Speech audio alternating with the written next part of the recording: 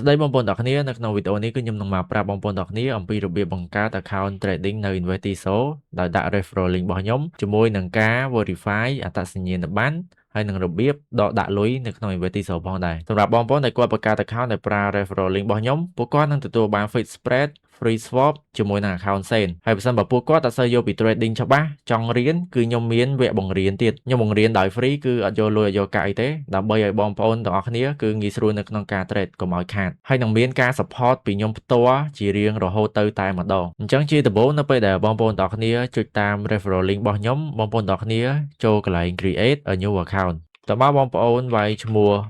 ពេញរបស់យើងមកហើយជាមួយនឹងលេខទូរស័ព្ទរបស់យើងតទៅមកបងប្អូនដាក់ email របស់យើងមកហើយចុងក្រោយគេគឺយើងដាក់ password របស់យើងរួចហើយបងប្អូនចុចសញ្ញាគ្រីកន្លែងនេះហើយយើងចុចយកពាក្យ register អូខេឥឡូវ account របស់យើងគឺបាន register រួចរាល់ហើយបន្ទាប់មកបងប្អូនធ្វើការបង្កើត account trading យកហ្មងទៅព្រោះគេ load ឲ្យយើងបង្កើត account trade ចឹងបងប្អូនចុចអាកន្លែង type នេះយើងជ្រើសរើសយក MT5 Real Standard ហើយ leverage បងប្អូនយកមកមួយលើ1000ទៅ leverage ហ្នឹងគឺវាអត់សំខាន់ទេសំខាន់គឺ lot size របស់យើងហើយយើងចុចយកពាក្យ open account អញ្ចឹងនៅពេលដែលយើងចុចយកពាក្យ open account គឺគេនឹងឲ្យ login ជាមួយនឹង password មកដល់យើងអញ្ចឹងបងប្អូនយកអា login ជាមួយនឹង password ហ្នឹងយកទៅ login នៅក្នុង MT5 ចឹងបងប្អូននឹងអាច trade បានហើយមុននឹងចូលដល់ការ deposit បងប្អូនត្រូវចូលកន្លែង profile នេះ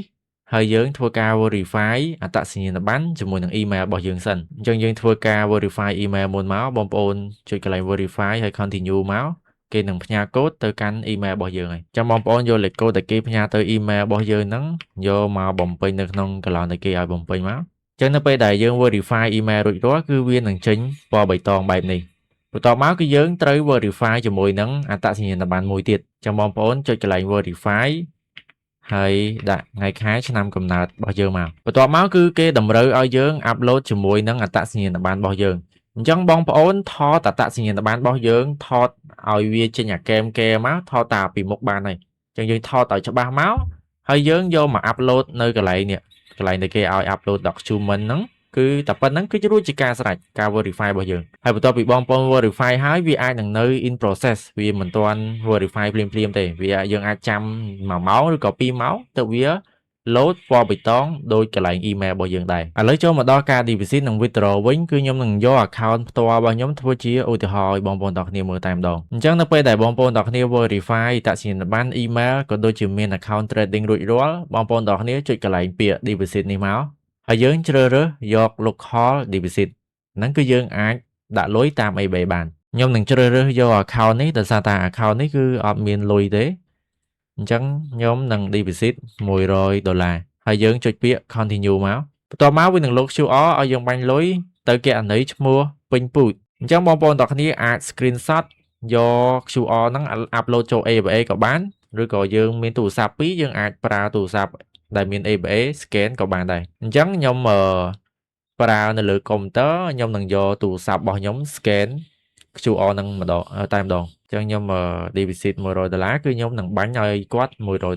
ខេនេះ$100តែបច្ឆេះខ្ញុំអត់ដឹងថាបងប្អូនទាំងគ្នាមើលកើតទេឥឡូវលុយដែលខ្ញុំ deposit $100មុនហ្នឹងគឺវាបាន load ចូល account trading របស់ខ្ញុំ account ទី4នេះហើយចឹងបងប្អូនទាំងគ្នាមើលកន្លែងនេះទៅឥឡូវខ្ញុំនឹងធ្វើការ withdraw ខ្ញុំធ្វើការដកលុយនឹងវិញចាំបងប្អូនទាំងគ្នាចង់ដកបងប្អូនទាំងគ្នាចុចកន្លែងពាក្យ withdrawal នៅក្រោមពាក្យ deposit ចឹងយើងចុចកន្លែងហ្នឹងមកហើយយើងជ្រើសរើសយក local deposit local withdrawal ដូចគ្នាបន្ទាប់មកបងប្អូនទាំងគ្នាចង់ដកប្រមាណគឺយើងដាក់ចំនួនទឹកប្រាក់ប៉ុណ្ណឹងមកឥឡូវខ្ញុំដក100វិញ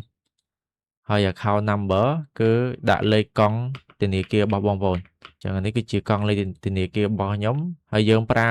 bank អីគេយើងប្រើ ACLIDA យើងដាក់ ACLIDA យើងប្រើ ABA គឺយើងដាក់ ABA មកហើយយើងចុចពាក្យ continue បន្ទាប់មកគឺគេនឹងផ្ញើ confirmation code ឲ្យទៅ Gmail របស់យើងចឹងបងប្អូនទាំងគ្នាដាក់លេខកូដដែលគេផ្ញើទៅ Gmail របស់យើងហ្នឹងមកហើយយើងចុចពាក្យ confirm បន្ទាប់មកគឺ withdrawal confirmation អញ្ចឹងការ withdraw របស់យើងគឺបានជោគជ័យហើយបងប្អូនទាំងគ្នាត្រូវរងចាំបន្តិចទៅគឺលុយរបស់យើងគេនឹងបាញ់មក ABA របស់យើងវិញហើយរបៀបដកដាក់លុយគឺមានតែប៉ុណ្្នឹងទេបងប្អូនអញ្ចឹងគឺងាយស្រួលមែនតើ